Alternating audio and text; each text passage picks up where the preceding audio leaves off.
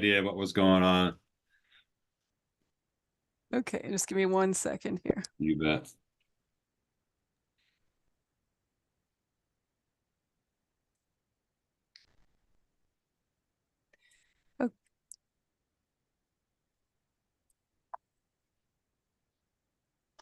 Okay, so welcome everybody. I'll just explain a couple of things, and I'm going to start this meeting off tonight because we have to elect a chair. So normally the chairperson would be starting the meeting, but because we haven't elected a chairperson yet, I will start the meeting. So I'll call the meeting to order at 6:09 p.m. And I want to recognize that the meeting is being held on the traditional territories of the Nuu-chah-nulth First Nations, and appreciate that fact. I do want to mention that this meeting is being recorded and it is being live streamed on YouTube, so please note that anything you say is public. And what we will do is start with introductions. So I'll just call people out one at a time, and if you could just introduce yourself. We'll start with John Mass and then followed by Mariah. Thank you.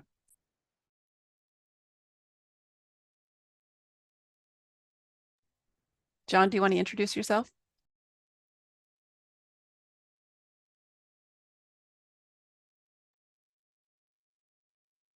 Can anybody else hear me? Yes, okay. Bob Beckett, why don't you introduce yourself?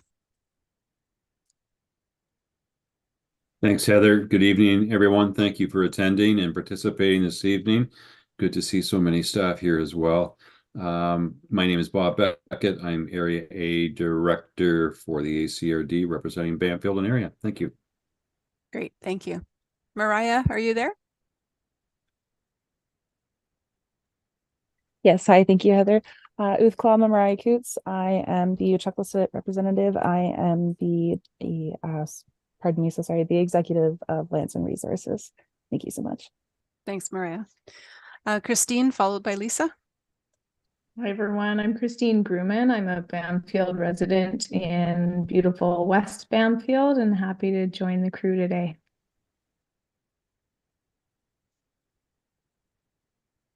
Hello, everyone. I am Lisa Bai and a current resident of Bamfield, residing on the east side at the moment. Great. Happy to join the team. Great. Thank you both. Bob Schmidt.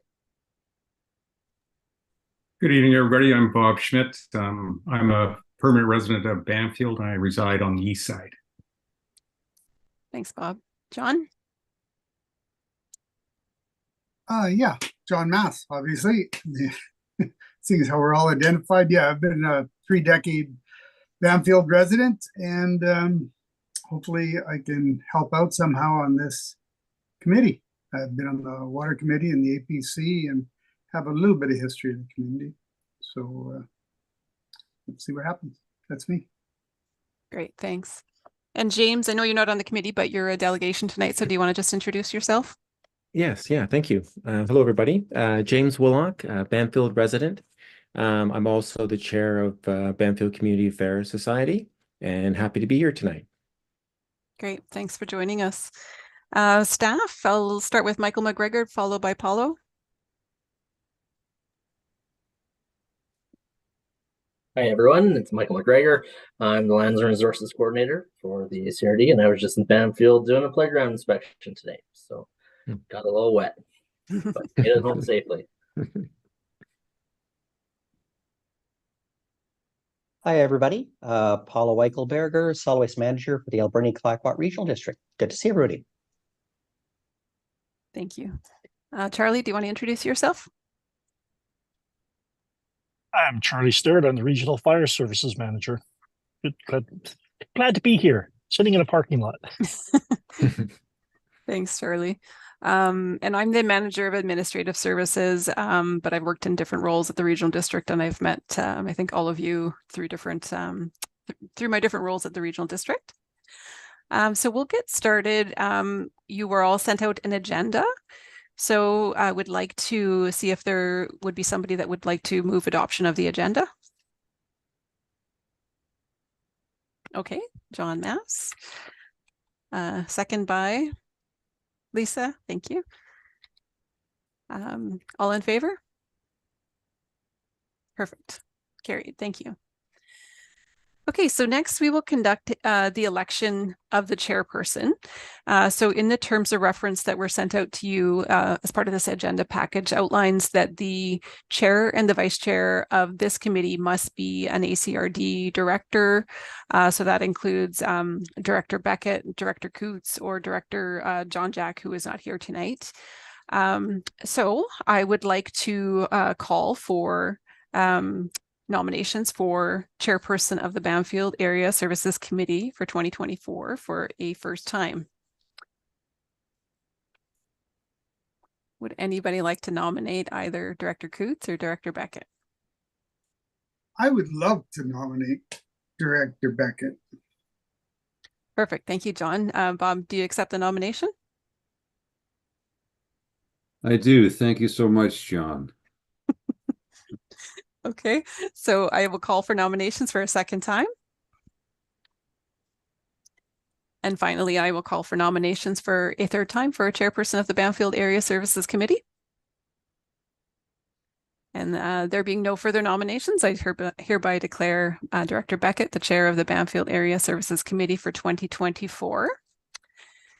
And given that we only have one other person available to be the vice chairperson, I wonder, Director Coots, would you be willing to stand as the vice chairperson of this committee? Thank you, Heather. Currently, given me being so new in this position, I understand that John Jack is not here tonight, and so he's not available to speak for himself. But if it were to be able for me to not accept currently and see if that's something that he would prefer, I myself would feel more comfortable giving the positions to those such as Bob Beckett and John Jack, who have much more experience in this so far for now. Yeah, Thank you. no problem. We can deal with the vice chair at the next meeting and see if John would be willing to accept that. So thank you. Thank you so much. Okay, so Director Beckett, I will pass it over to you as chairperson. I just do want to note that we have two delegations on the agenda tonight, and Mandy Ross might be a few minutes late. She had another meeting directly before this one, so she might be a few minutes late. If she's not here when we're ready for her, we'll come back to her when she arrives, if you're okay with that change. Yes, absolutely. Thank you for leading us through that, Heather. Just one clarification, Maria. I'm wondering if John Jack does not want to be vice chair, how do you feel about being vice chair if John is not in a position to accept? Thank you, Bob. If he is not in a position to accept, that is something that I could consider being vice. Yes, I would accept it given the circumstances that there would be no other vice chair. Yeah, I just would like to really raise my concerns or opinion, just that I really don't have a whole lot of experience in chairing meetings or anything of that sort. I'm going to be slowly learning, but that's just my only concern with it. Oh, thank you for that. And I would be, if it doesn't work out for John, it'd be a pleasure and honor to work alongside you as we go through these meetings together. So thank you for that. Heather, we did approve the agenda, even though that's item number 3, so that I can, is that correct? So that I can move down to item number 4. Correct. Thank you. So item number 4 is terms of reference. And I know we have delegations in the wings that want to speak to us, but there is value, I think, if as a committee, we take a moment and just talk about those terms of reference and what does it mean. And I'll start, if you don't mind. When it came to the election of the chair and vice chair, I had actually reached out to Heather to say, does it have to be an elected official, a director, or could it be one of the community members? Because again, the optics for me is I didn't want to, be portrayed as looking to have the responsibility as a chair. To me, it's the committee working together. So Heather, do you mind just taking a moment, and because you articulated a response back for clarification for my purposes, can you share that with the committee, please? You bet. So it's standard practice for our committees of the board to be chaired by an ACRD director. Mostly because these committees are formal committees of the regional district, and they need to be chaired in a manner that follows the regional district's procedures bylaw. And it just really states out how we carry out our meetings, how they're held in a public format, and to follow process and follow agenda and ensure that the public has the opportunity to participate in these meetings. So not only yourselves, but the public watching, public wanting to ask questions. So we do try to have a regional district director as the chair because they're more familiar with our processes. Yeah, so that's my explanation that I provided for Bob earlier today. Great, thanks very much, Heather. Any comments or questions about that from anyone? Then moving on, the other thing that I'm looking for some guidance again from staff. You know, we have some presentations this evening. We have some recommended motions, and I'm going to use, for example, the sewage report, and the intent is to move receipt of that report. But I'm looking for some parameters around the discussion and what the committee would hope that we would bring forward, and perhaps staff could advise us as to other committees similar to this newly structured committee as to aside from a motion, what kind of dialogue, discussion, and further recommendations would we be looking for to bring forward to the board? I hope I've explained that adequately. Well, maybe I can speak to that a bit. Yeah, so if you see in the terms of reference, this is a new committee and we've set it up, and it is supposed to be for the benefit of Bamfield, and so that we're able to engage and hear back from representatives of Bamfield as we work on existing services. So we have those for waste management, community parks, fire department, emergency planning, the water system. And the one that Director Beckett that you mentioned was the proposed service, which is for liquid waste sewage collection, which we're looking at. So that is the scope and breadth of this committee. You'll see reports for decision or requests for decision reports that'll come to you, like the one on the agenda for solid waste, where we're asking for you to make a decision. Staff are providing a recommended resolution, but that does not mean that the committee has to pass that. You can resolve any recommendation that you like. And when it comes to reports that are just for information, like the one that's on here for the liquid waste, you can also decide as a committee that you would like to resolve something. Now, the committee can really only make recommendations to the board. That's the only authority you have. So if you're going to be making a recommendation, we'll help you sort of formulate your wording for that so that we can bring that to the board to consider passing the resolution. But also, you are able to bring items up and pass a resolution to request information about or a report on, and then you pass that, you're directing staff to go do that work, and we will then come back with information. Sometimes if we have the staff here and we're able to provide that information to you very quickly, hopefully we can just expedite answering any questions. Usually in these smaller committees, we're very open, and although it is a formal committee, it is a little less formal than the board. And so we are able to have a lot of open dialogue and to help explain things and provide background information. I hope that maybe gives some context for you, Director Beckett. Certainly, and I'm quite comfortable if we drop the director and we continue to be constructively informal as we move forward. And I did want to touch on the fact that I'm impressed to see the number of ACRD staff that are participating tonight, because that lends some real experience and technical input that could be invaluable to us. So let me stop there and check in with the rest of the committee members on anything we've discussed or anything that you'd like to discuss regarding the uh, uh, reference, terms of reference. Thanks, Bob.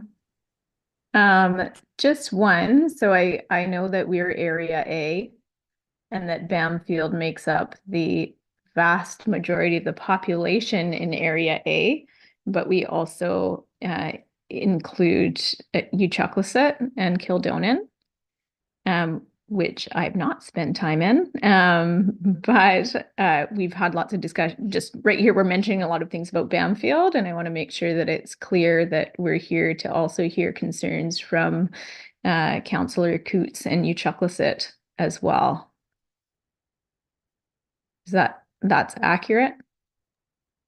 That is correct, Christine. Thank you for that. And I'm currently working with the Kildonan folks regarding ferry service, and they've got some concerns regarding docking and Saturday service. So you're absolutely right, and I chuckle when I first took over and I got a referral for some property development, and I thought, why am I getting this? Only to find out that Area A is a very large area. You're right, it doesn't have the population, but it is a large area, so good point. Anything else? Go ahead, Heather. Thank you. Yeah, thanks for mentioning that, Christine. Yeah, think of the Bamfield electoral area as a wider area, not just the town of or the community of Bamfield. I just wanted to point out one other thing in the terms of reference. It's under section 4 under appointment and term. 4.3 says the chair of the board, and that's the regional board, may appoint persons who are not directors of the ACRD board to this committee as ex officio non-voting members. So I just wanted the committee to think about that for the future. If there's other parties in the electoral area that you think might have value in being part of this committee, you could think about appointing them as ex officio members. So I know on the West Coast Committee, they have some First Nation representatives, like from Taloquiet, Hesquiet, Ahousaht. They also have a representative from Parks Canada that attend the meeting and provide updates on a quarterly basis. So just keep that in mind if that it might be helpful in discussing different services or potential services. Think about, if there's other people that you want to bring into the discussion, you can appoint them as ex officio.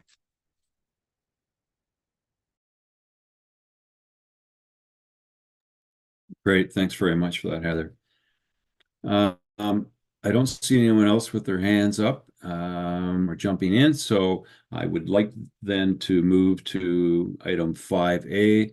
Thank James for his patience and ask him to do a presentation. We have approximately 10 minutes, James. If we exceed that, I'll let you know and see what the committee what their wishes are. I'm sure that we can give you some more time if you'd like it. But again, thank you for attending this evening, James. Look forward to your presentation.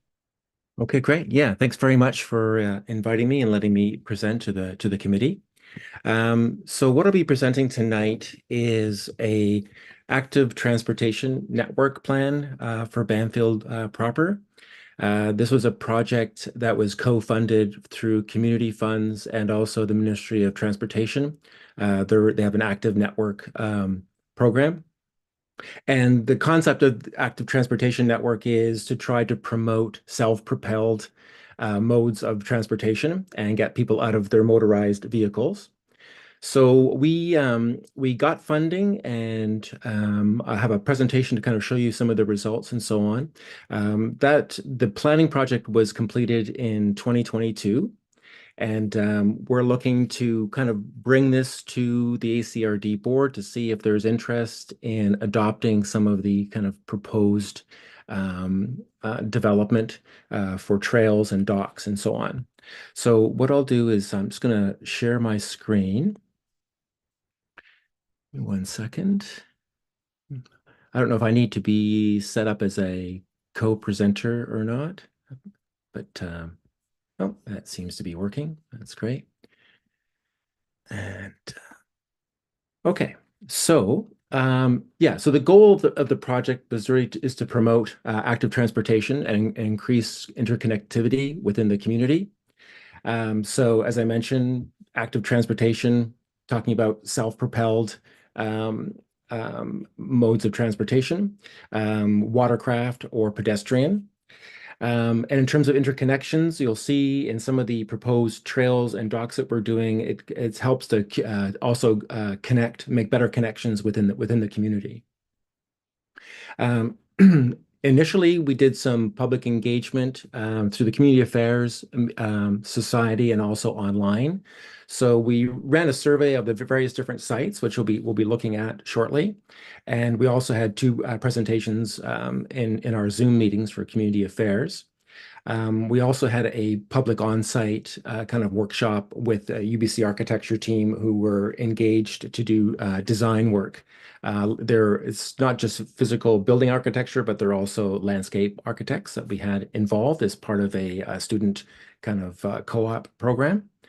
And there were two presentations of their work that we did also to the community. So quite a bit of community engagement and a high level of support for all the various project sites that we proposed. So this is an overview map that kind of shows the interconnections. So starting with, this is the bottom of Nuthatch Road in East Bamfield. What we're trying to do is leverage existing road allowances or rights of way and try to turn them into more, kind of leverage more public use.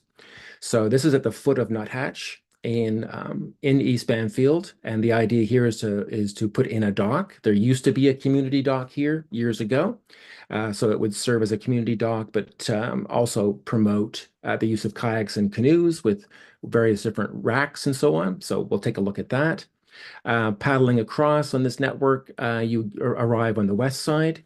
We don't have a lot of support. There are a few docks, but we don't have a lot of public docks that can handle a higher volume of canoe and kayak traffic and parking or moorage. So the interconnection here is at the foot of Westminster. The last portion of Westminster Road along here is just trail, and it goes down to the boardwalk. So we have a proposed kind of public dock there. And then moving through over to the other side of Westminster, there's a proposal here. This is actually as part of it's been within our official community plan since 2014 to put a trail through, a trail and boardwalk. There's a bog area in the middle here. So the idea is to build forest trail and a bog boardwalk, which would interconnect these portions of West Bamfield. Right now, you have to do quite a bit of a detour to walk up and around to cross over this section of the community. So that provides an interconnection. And for visitors and residents who want to get to Brady's Beach, it provides kind of a very nice kind of ecological experience on your way to Brady's Beach.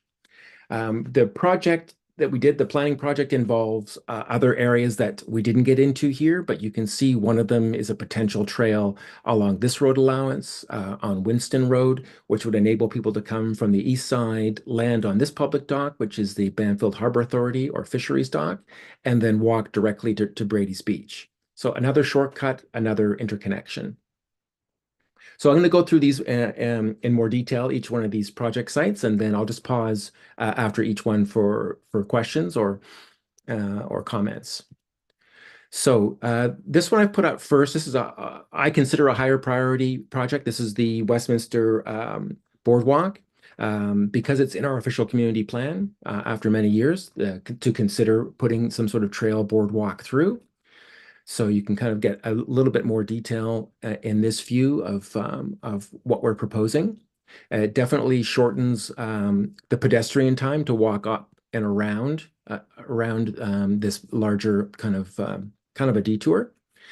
Yeah, so it's a mixed trail, forest trail, and boardwalk. And we would look at getting some ecological kind of educational material in there as well in terms of bog ecology as part of this, and also some of the maybe historical pieces around for the Hawaiian in terms of some history there, and also some folks from the Hawaiian Nation have expressed interest in also naming this trail, which I think would be great.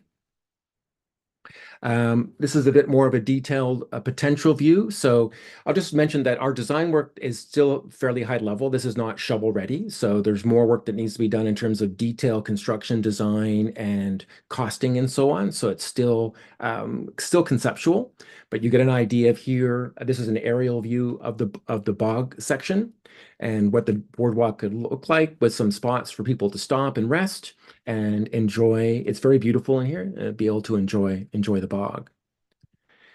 Here's an example. This is the Shore Pine Bog trail over in Tofino. So we would be proposing to build something similar to this, a raised boardwalk that would kind of zigzag through the bog.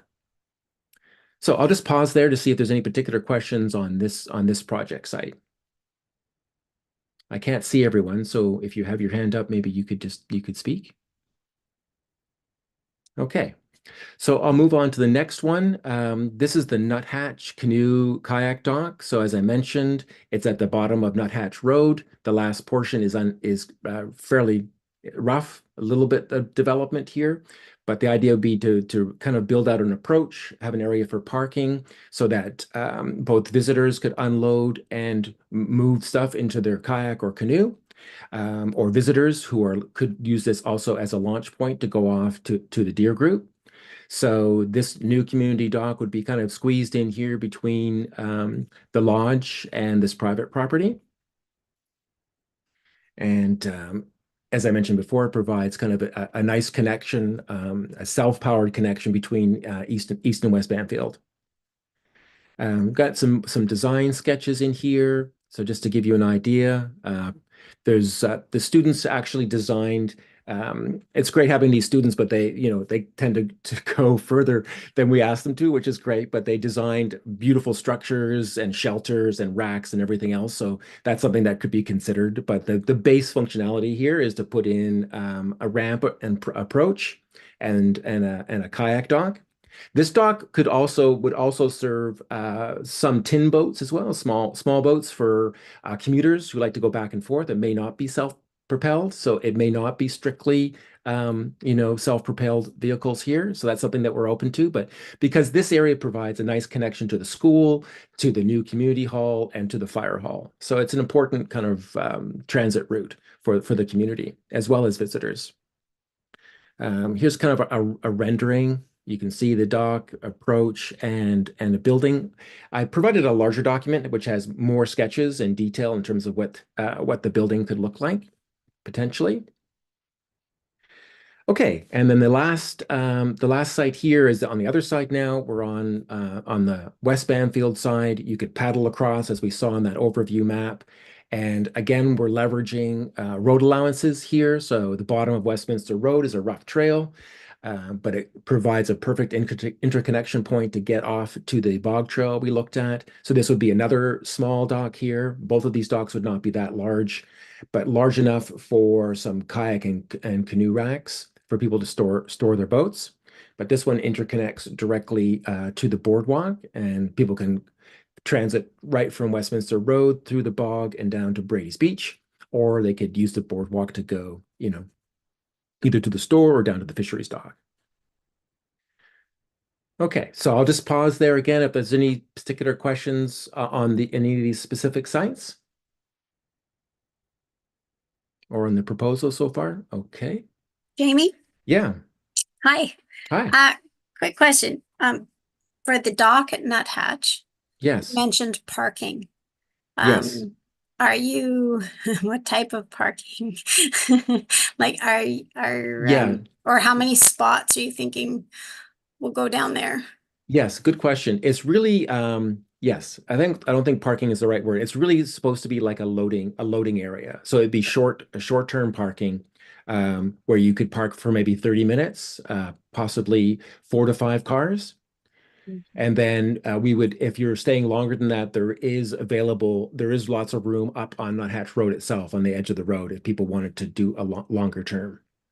But the idea is really to facilitate loading and unloading. We have a lot of people in West Bamfield who don't have power boats and are coming with groceries and all kinds of stuff. So it enables them to load up and then go off and park on the road. So yeah, thanks for that clarification. It's not for long-term parking. Thanks. And one more question, if I may. The Westminster dock. Do I have the right, is that the old school dock? Do I have the right spot? It's not exactly. Sorry, I'm going the wrong way here. This is not the old school dock. I think was further down, where we have some public lands, basically near Cougar Pass, so further northwest of here. So this particular spot is where you would take a quick left, go up this trail past like Phil's house, and Rose's house is up this way, but I don't think that's where the school dock was. I've only been here for about 7 years, so some of you guys have been here much longer than me. You could correct me, but I think the school dock was further down towards Cougar Pass, past Trish's house. Jamie, John here. The most recent school dock was on Westminster. Okay. And the old school dock is where you're talking about. So okay, so we had 2 different school docks. Yes, there is a pier. There is an old concrete pier there, so that would make sense. There was something there before. Thanks for the clarification, John. Okay, so here's our rendering. We're just back at the same dock, this Westminster dock. Students were proposing, having stairs coming down so people could kind of just access the seashore. These are conceptual, so probably not practical initially to keep costs down. We'd be looking at the basic kind of function here, which is getting the dock and the approach, the ramp in. But if this funding was available, we could certainly do more. So in terms of potential next steps, and I don't understand exactly what the process would be on your side, but the idea would be to review kind of the merits of this project and prioritize some of these sites. As I mentioned before, I think the Westminster Bog Trail would be prioritized since it's in our official community plan. It'd be nice to kind of realize that out of the plan. But the idea would be that you guys could review this, prioritize sites, if any, if you want to go ahead with any of this, and make recommendations to the board.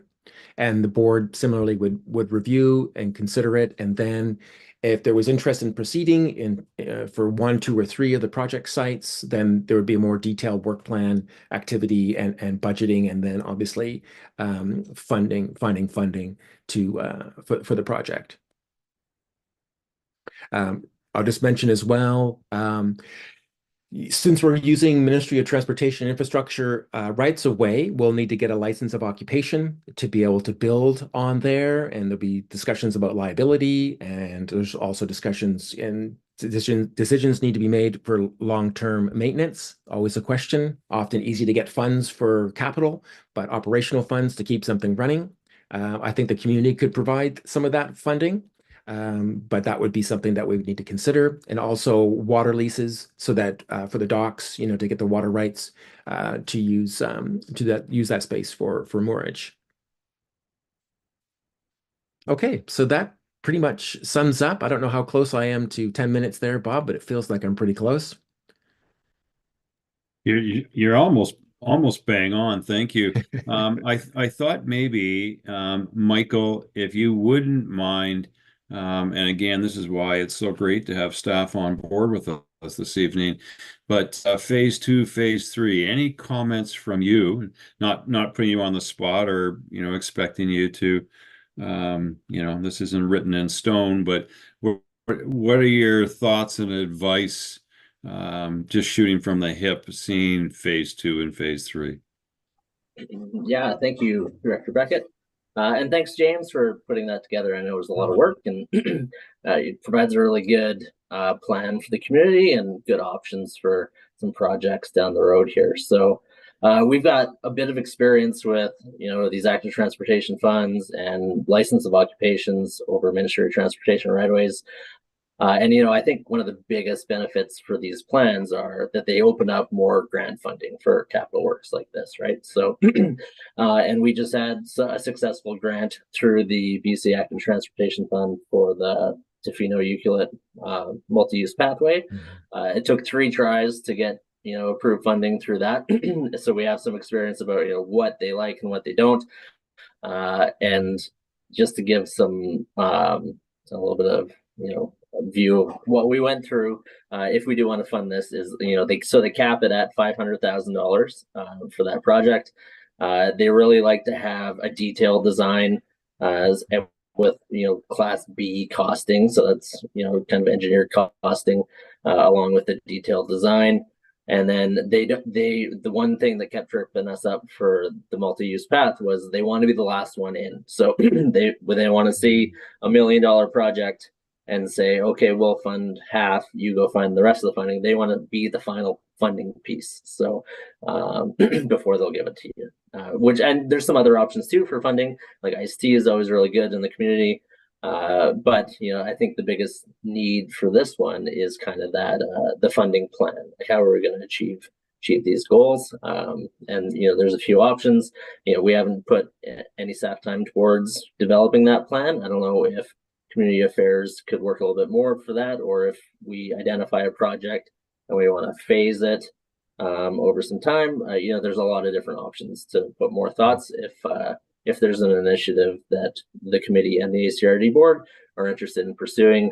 And naturally it would fall if the ACRD were to lead this under the Bamfield Parks service too. So, and then for the license of occupation over the Ministry right away, you know, it's a generally simple application. The biggest hurdle for those are the detailed design. They want to see kind of the drawings in a little bit more detail than a concept plan, something that you'd be able to give to a contractor to achieve those works. So a little bit more legwork that needs to be done before we're able to do a grant application or a license of occupation.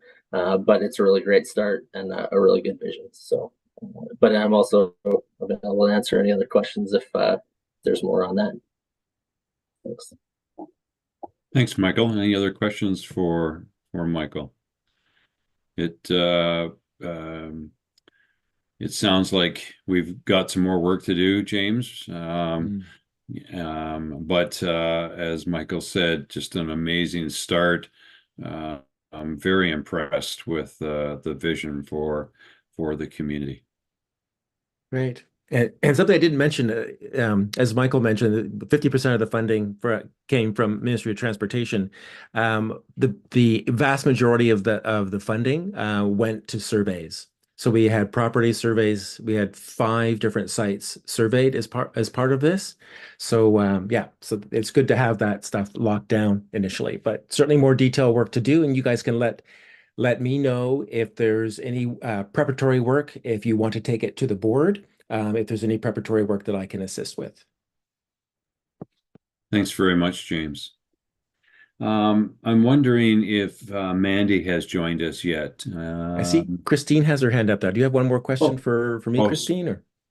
Yeah, a question, I guess, for James and Michael, and a comment. I'd say I definitely would like to see these move ahead. I would agree with them or support your prioritization of those projects and having the bog trail move forward as it in the steps that are available. With that, I'm curious about process around the license of occupation for the right of way for the road. Is that something, Michael, that ACRD would want to be stick handling, or would you want that to be done out of the community here? I'd say if the ACRD, you know, directs staff to apply, like we want staff stick handling that application. I don't know if the Ministry of Transportation would award that type of thing to community affairs, but I've never really gone from that angle before. So something to ask them if you know, the ACRD wants community affairs to apply and our name not to be on it. So I think it does make make them a little bit happier to deal with a government and for insurance and liability purposes too. So. Yeah, that's great to know. And then in terms of process for this, does this require a recommendation from this committee in order to make it to the board?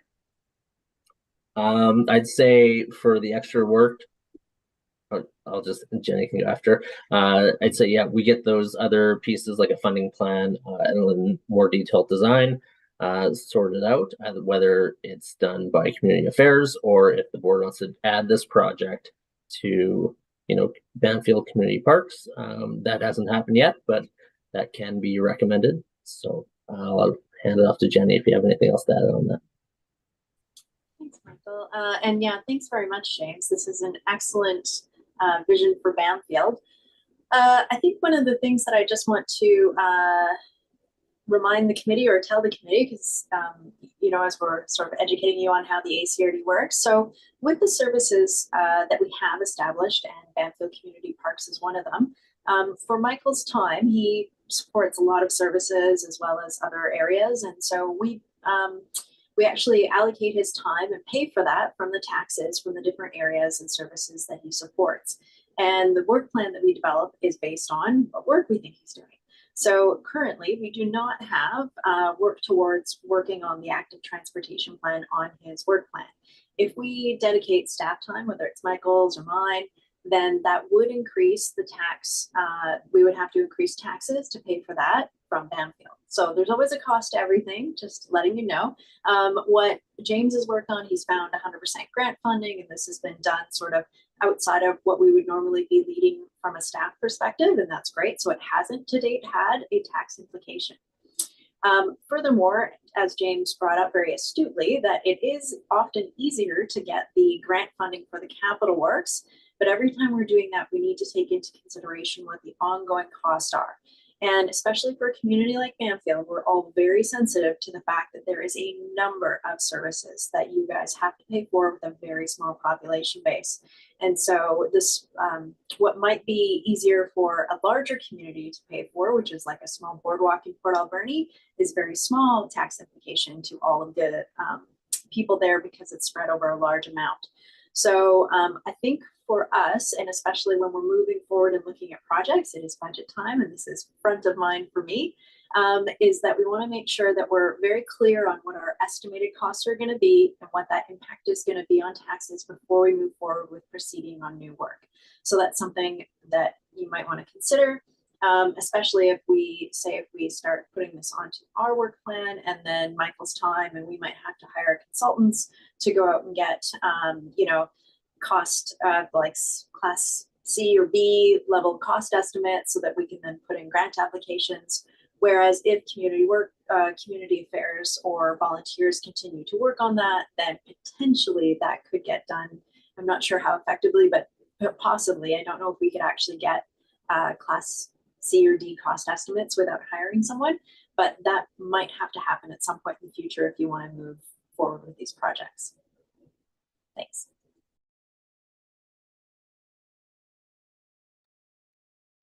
Great questions, Christine, and a great response, Jenny. And yeah, you took a bit of pressure off of me with that response. I can tell you that we, as a board, are just beginning to get into some heavy discussions on budgeting, and I can tell you when I sit there representing the community, recognizing that every increase, I often hear about it when I'm walking the boardwalk or, out and about. And it's tough making decisions as to what we will increase and what we won't increase. So, yeah, it is very difficult. And so far we've been very creative. And as you pointed out, Jenny, James has found some, some 100% funding.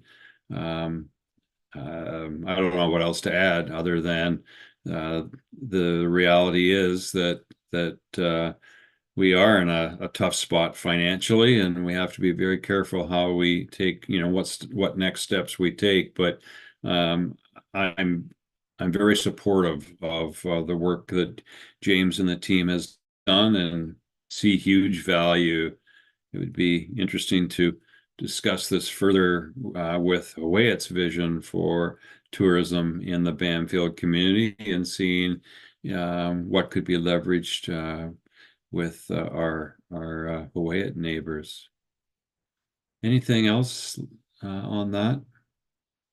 James, again, thank you so much for that work and for the vision. What a wonderful project. I look forward to working alongside this committee and yourself, James, in finding ways to move this forward.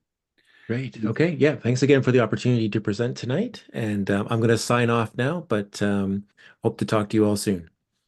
Thanks, James. Take care. Has Mandy joined us?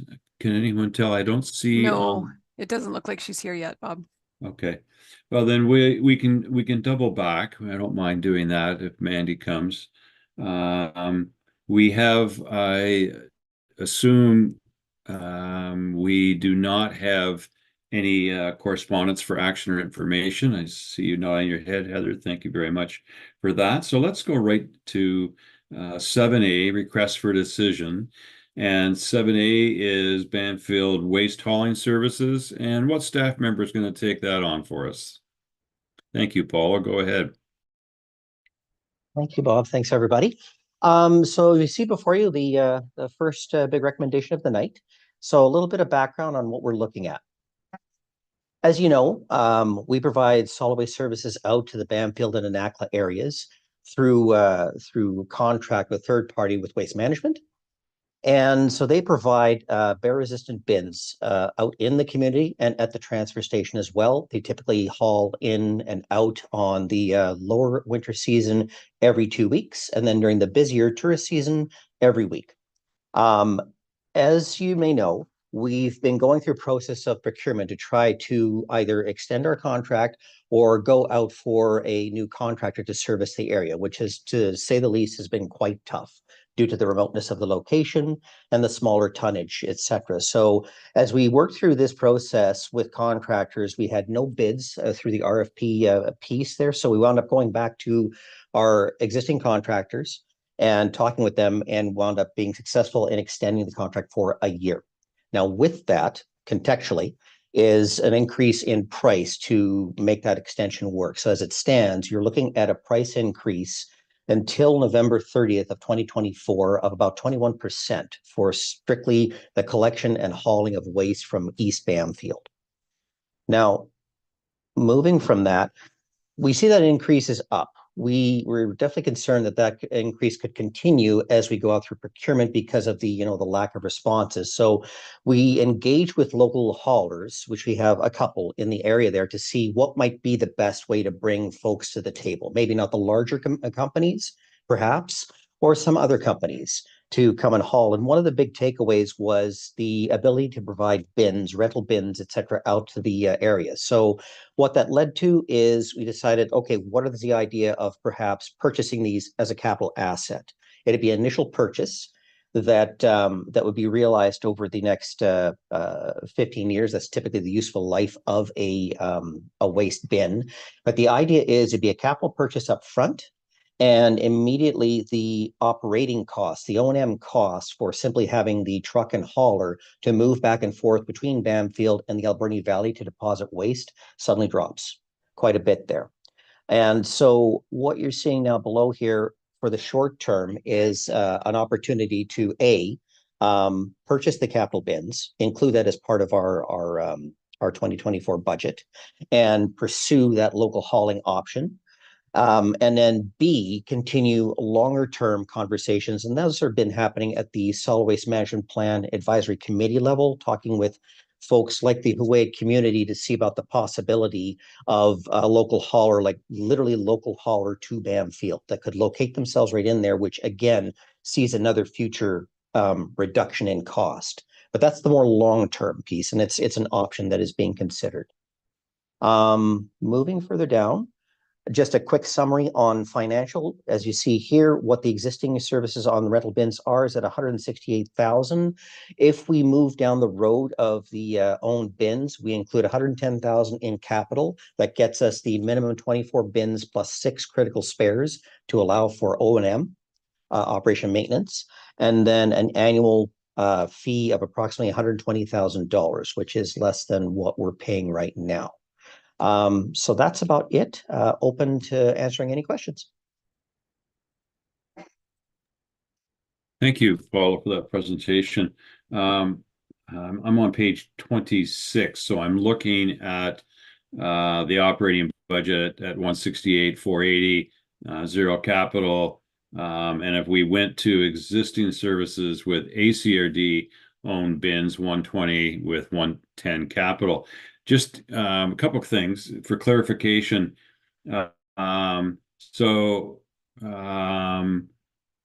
If we provided our own bins, if we were to purchase them, the 120 would be with the existing contractor that we're signing off on for the balance of the year. Is that correct? Not quite. That would be with either the existing contractor, if they chose to take this on with our bins, or a different hauler that would be local to the community. And just kind of adding again to that context, as we know, Waste Management is based out in Nanaimo, and that's typically where they deploy from. So that's where we're seeing that little difference in cost. If we're able to hit that, the operational cost is more about being able to just provide the truck, and likely the local hauler would probably provide a better price. Waste Management would still be invited to the table to service under this model. Okay. Hope that makes sense.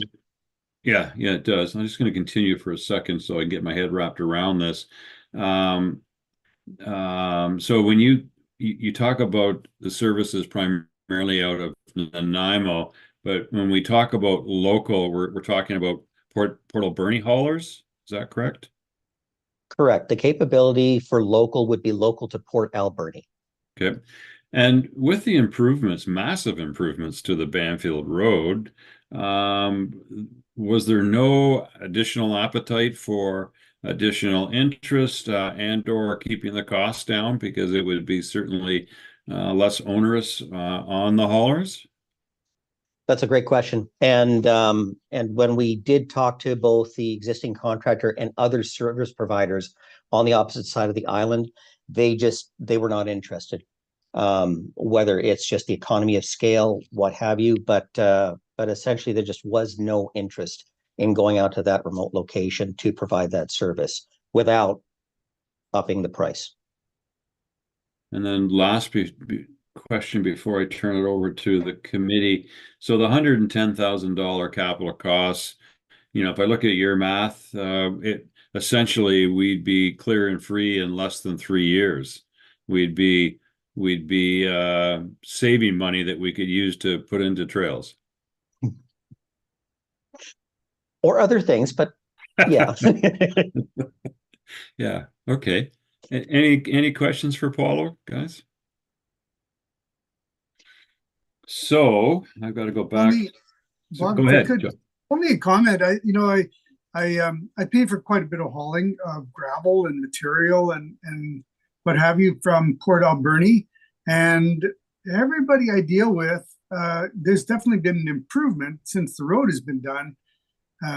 The time cut down and the it's mostly by time, and I don't know if the contractor that's hauling our garbage does it totally at a contract rate or they do it at an hourly rate. So to answer, I'll jump to that second question. They do it at a per bin per haul rate. That's typically an industry standard when you're talking waste. So they factor all of those things, including travel time, into that to give you your base rate. So will then their rate go down because of the road being improved? Or is there still going to be a 21% increase over and above what there was last year? Jenny? I think Paul has been answering these questions accurately, but I will make a comment that over the last 5 years that I've been working here and dealing with this, it has been crazy to watch the rates continue to increase for Bamfield for this contract.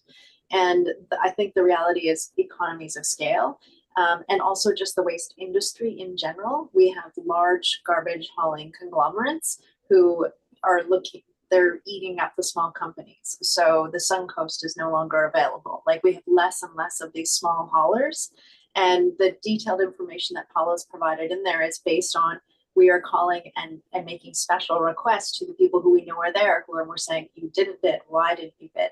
What can we change to make you bid this? Because you're one of the few small haulers left, which is why Paula's proposing that we actually buy the bins, because I think that might bring other people into the competition. Because right now, those large haulers basically don't want to and will just continue to charge as much because they're not interested. It's not a revenue maker compared to the other contracts available to them. And that's an unfortunate situation that we're struggling with just in general in the garbage hauling industry. So we do think that if we can buy the bins, then we can get small haulers to do this because they don't carry a large volume of bins. They're small operators, right? So it's hard for them to carry that capital infrastructure cost. Thanks, Jenny. Thanks, Paul. Your mouth makes sense to go to buy the bins. There's no question. And then it would give us better options on to find smaller haulers. I understand. Thanks. And Jenny or Paula, can you answer this? If we make the following recommended motion, where does the money come from? With respect to taxation. Can you help me with that, please? I'll jump in on that one as well. So the Alberni Valley and Bamfield waste services. So Bamfield's part of the Alberni Valley and Bamfield, and we have a capital reserve. So we'll purchase it out of that reserve. So there will be, like, we have a $5-6 million reserve sitting there right now. So we will capitalize that out of there. So there will be no direct tax increase, but in general, as we're looking at the budget for Bamfield, we will be looking at the overall tax increase because we still are carrying a higher servicing cost right now. So we will be returning to you when we have our budgets built to see what the impacts are over this year for taxes, because you don't really pay tipping fees because we collect everything. And so then we do tax for the waste service in Bamfield. So finance for dummies.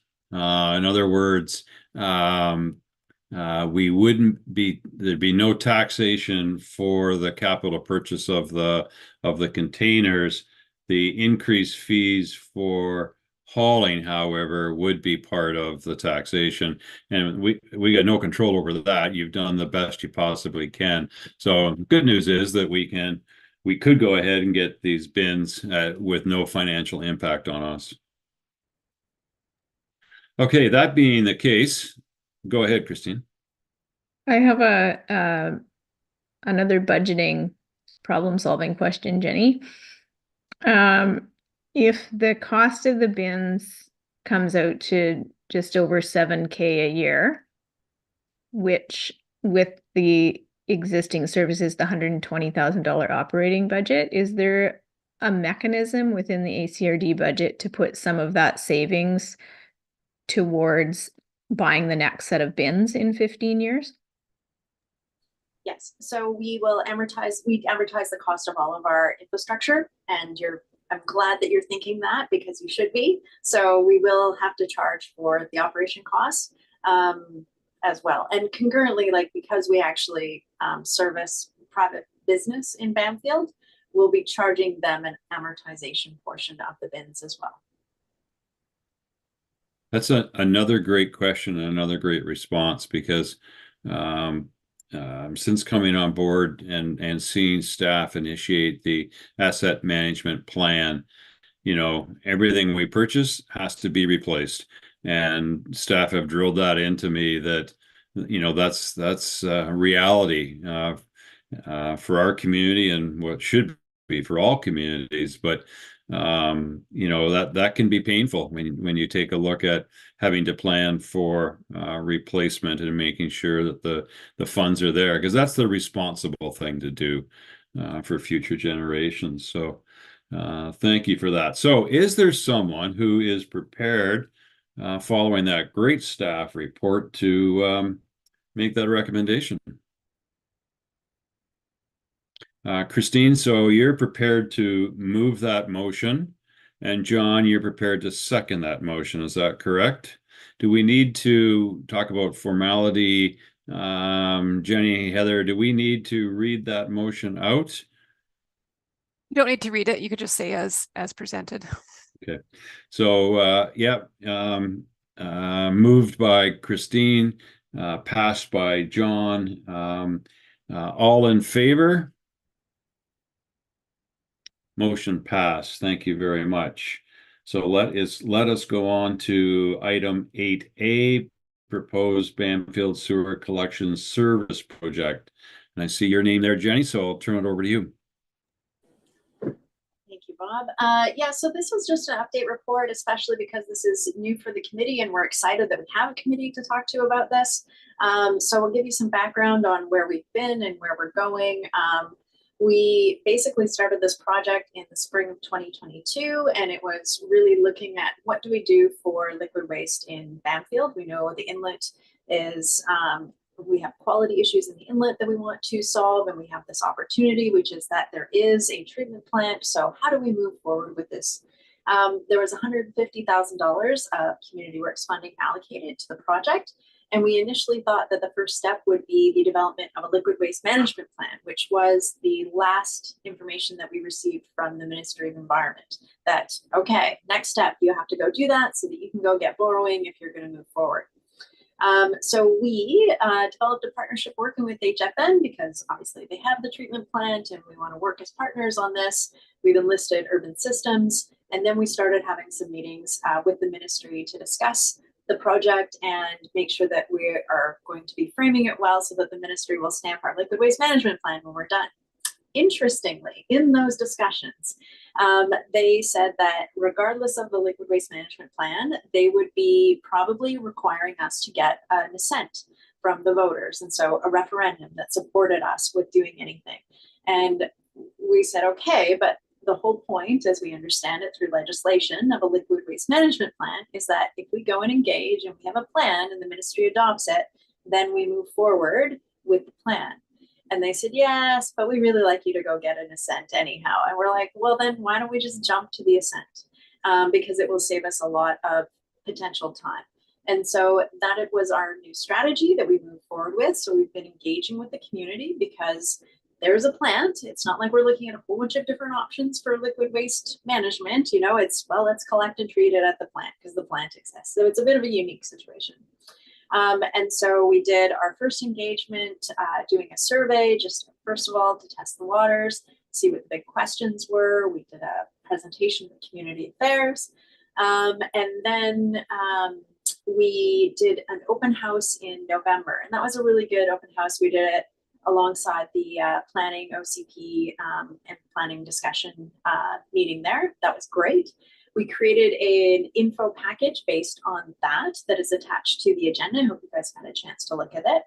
And now we have a few more things planned before we go to referendum. So based on the feedback, we still feel that we have fairly good support and possibly enough support to pass a referendum. So that's good. So we'll continue to move forward. We also have found out that, you know, based on cost for the different phases and interest, that we're going to keep the scope of this project and this service to the east side.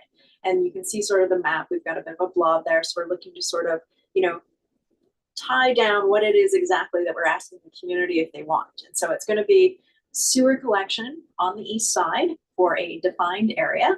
And we're thinking that we should have done enough engagement and answered enough questions that we'll have a proposed bylaw to go to the community for probably May. We're just working on our last few meetings internally, engaging on the requirements for referendum and making sure that we're lining up all of our deadlines in order to do that referendum. So we would be there in person to do a vote on whether we create this service area or not. In the package with all those questions and answers, the big thing is that, again, cost-wise, because it's in the range of $10 million and we have possibly 100 properties, that's an untenable solution. So this is a grant project.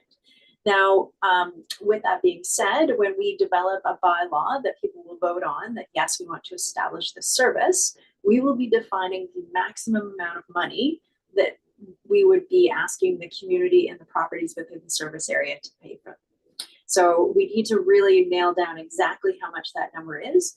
And then the question is, if we aren't successful in finding grant funding to meet the difference to build the infrastructure, then the service does not proceed. And I think that's some of the big messaging we need to be communicating with the public and the community. So that is an essence of what's going on. We have the open house this Sunday because everyone loves to go to Bamfield in the middle of winter on a Sunday. So, but I actually think we'll have some pretty good participation, hopefully. If you haven't heard about it, that's terrible. Let me know. And if you have, good. And please tell everyone and get everyone to come because Sunday party time, Bamfield. 2 tours, one at 10, one at 1:30. So on either side of our open house, you can tour the plant. And we hope that that'll also help answer some of the questions if anyone has on, the technical side of things and the treatment plant and what that looks like.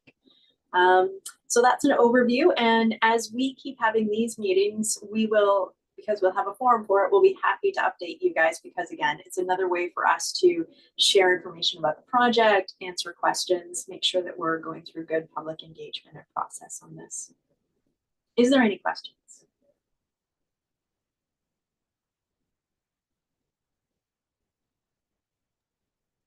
Jenny, yes, thanks for working on this. This is great. I'm really excited. East side only seems rather limiting. Okay, I understand the reasons why. And will the referendum then be open to all citizens? No. So only the people in the area? Yes, because at this point, and we're not saying that we wouldn't go and expand to West Bamfield, but in reality and logistically, like, let's start with the first spot anyhow. So we'll only be asking the people who were looking to, who would be affected, who would pay for the service, who would receive the service. So you have to be within the proposed service area to vote. And that means you're either a property owner or a resident in that area. Thank you. Jenny, can I just follow up with John's question about the west side? I recognize that, moving forward, the proposal is simply for the east side. I'm concerned about the messaging that it doesn't include the west side, and I know it doesn't right now. But if we look 10, 15 years down the road, perhaps technology changes. Perhaps there is, an appetite on the west side for whatever reason. We don't have the crystal ball in front of us, but I'm just worried about the perception that it doesn't or won't include the west side. And I would like to see that massaged a little bit. That's just my thoughts anyway. Excellent feedback. We really appreciate that. And we hesitate calling it phase 1. We're just calling it this service ascent, but essentially that is the intent, right? Was that we were working on this as phase 1 and phase 2 would be the west side. But we wouldn't connect the west side up before doing the east side first anyhow. So sorry.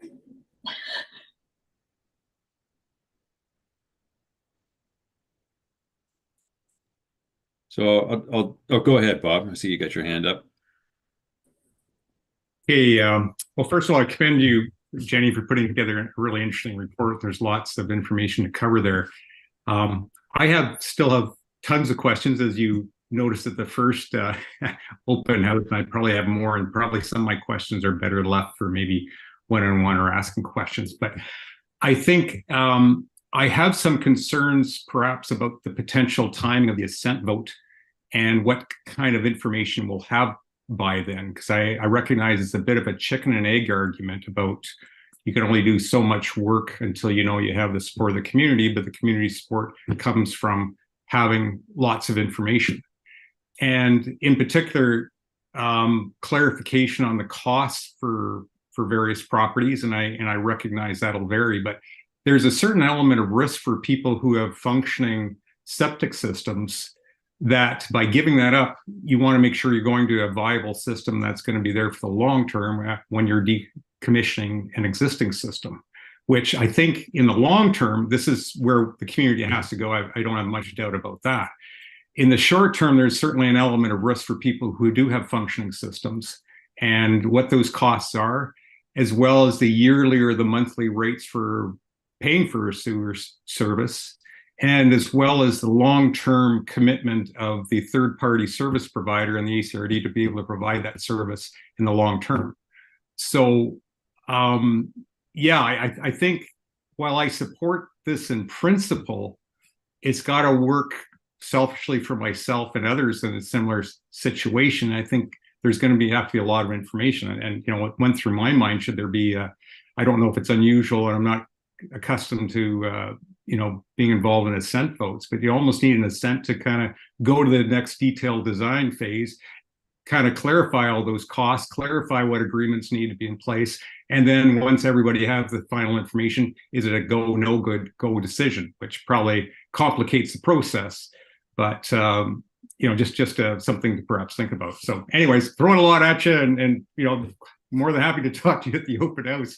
But yeah, I certainly have, as Heather is used to me, I have lots of questions.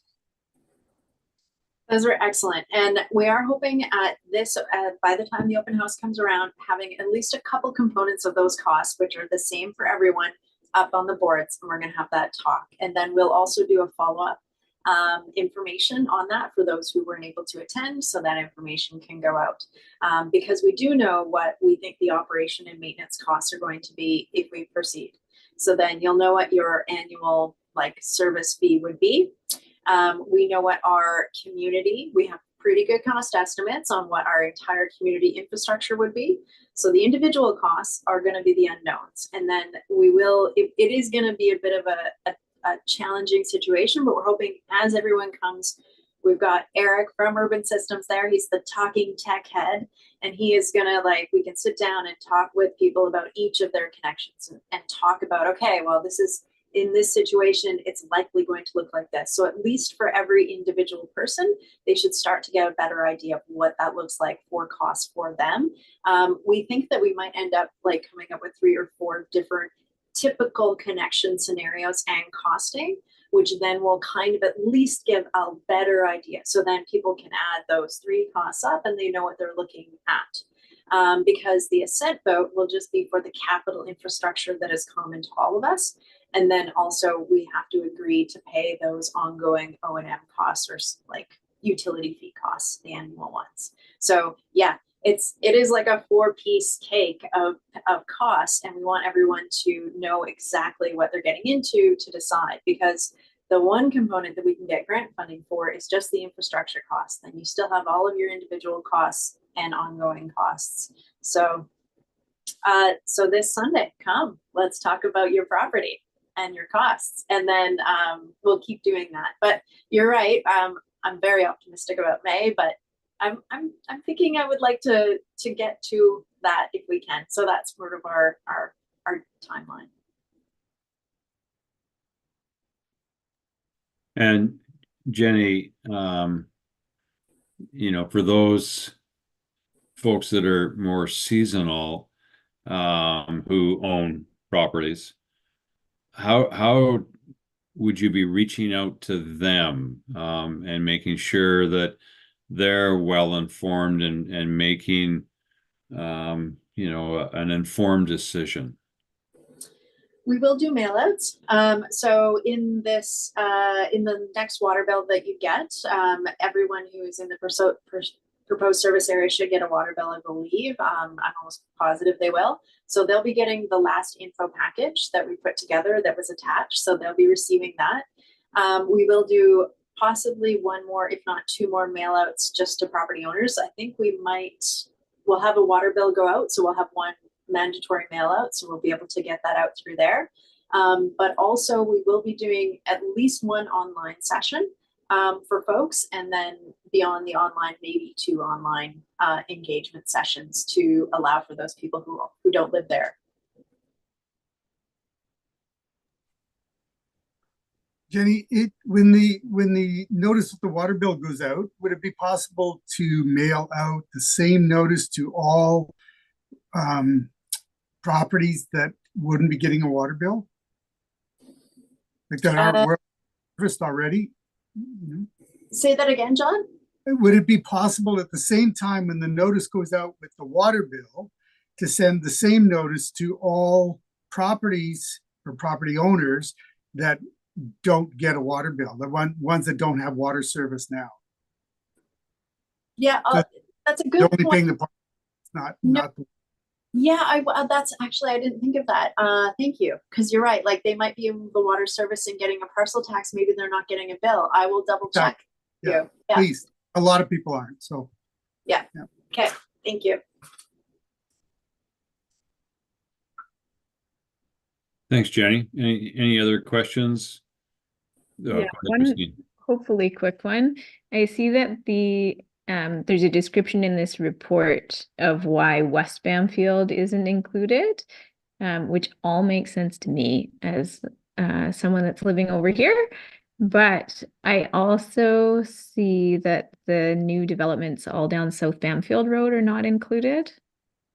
And I'm curious what the just highlighting like Bob did, that it's worth having these reports kind of speak to everybody. And so I'm curious why that area isn't included. Good question. So when we did our initial engagement, and what we found was interest in getting started on the sewer, on a proposed sewer service and area, we found that South Bamfield area was definitely not in support of that at this point. Now, it's interesting because they might end up getting, or some of those properties might end up getting connected regardless, separately and independently. So we felt that we'll not worry about them as much because they might end up solving themselves, but they won't be part of phase one. Because again, if we want to get some momentum moving forward on this, we need to find a group of people in first phase who want this, support it, and we can implement it, and then we can build on that. Yeah, thanks for that. It would be good to communicate, or to include in the communications to the community, not just that this is phase one, that we're not calling phase one, but that this discussion that's being led by ACRD is just about developing this service, and that it doesn't preclude others from finding their own way to connect. I don't think anyone else is going to be sending that message or broadcasting that message. So if ACRD can include that, I think that would be beneficial for folks, for a clear conversation locally. Good comments, Christine. I can't help but think that there would have been more interest in South Bamfield Road if this was 2 years ago. Before the property started to develop. I'm sure some folks have put a lot of money into their systems there, but you're right. Let's circle back and make sure that everyone in the community is aware of the system, including the west side, because again, we want people to clearly understand what this system can do for the community, if not now, down the road. So if there's nothing else, I would like someone to make the motion that the Bamfield Area Services Committee receives the report, please. And John makes that motion, seconded by Lisa. All in favor?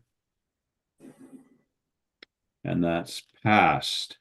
Item number 9 is late business. I just want to come back to see if Maria has any questions or any comments before we end this evening's session. I know that there's not a lot in Bamfield that affects you per se, but I just want to check back, especially if you're going to be the vice chair. I want to make sure that we hear from you. Any thoughts? Thank you so much, Bob. Yeah, no, not a whole lot of questions currently, just as of yet. I'm super appreciative of obviously being involved. And yes, and as you said, obviously with us being that chunk over, it doesn't inherently greatly affect Uchuckalsit and our Hahoothly and utilities right away. But as we all know, for the Newfoundland peoples.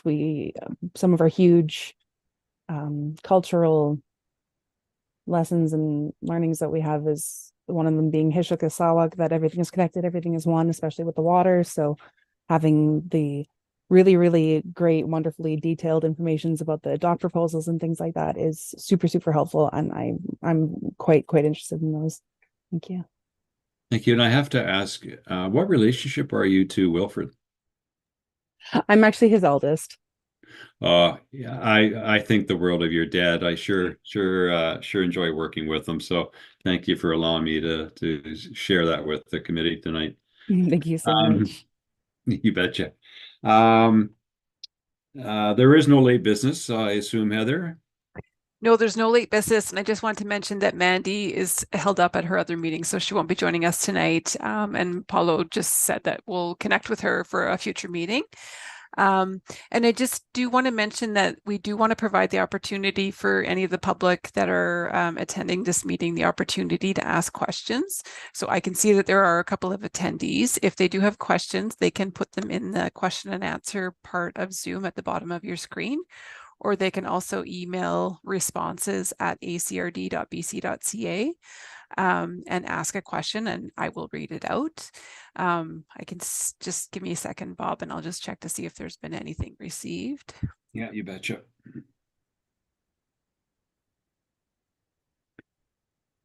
Jenny, you went while we're waiting for Heather to see if there's any questions. I'm looking forward to Sunday's meeting, but I can only make the assumption that you're not a football fan. No, I didn't think so. Go sports. I'm so sorry that we're missing that awesome football game, apparently. 2 games, actually. Yeah, if it was bike riding, it would be a whole different situation. Yeah. Not the Tour de France, obviously. Jenny, maybe a couple big screens and some popcorn might bring a few more people, to the open house. Does the school must have a big screen TV? No? Yeah. I don't think they allow beer, though. Anything, Heather? Yeah, no questions received, Bob. Thank you. Okay. Do we need a motion of adjournment? We do. Okay, so John has made that motion, seconded by Bob Schmidt. All in favor for adjournment. Thank you all, staff. Thank you all, community volunteers and members. We will see you again. When is the next meeting? It's quarterly, is it not? Yes. Or by call of the chair? April 16th is the next one. Yeah, we meet 4 times a year or at the call of the chair. Okay, so April 16th or the call of the chair. All right, well, thanks, everybody. We'll see you on Sunday. Thanks, everyone. Thanks, everyone.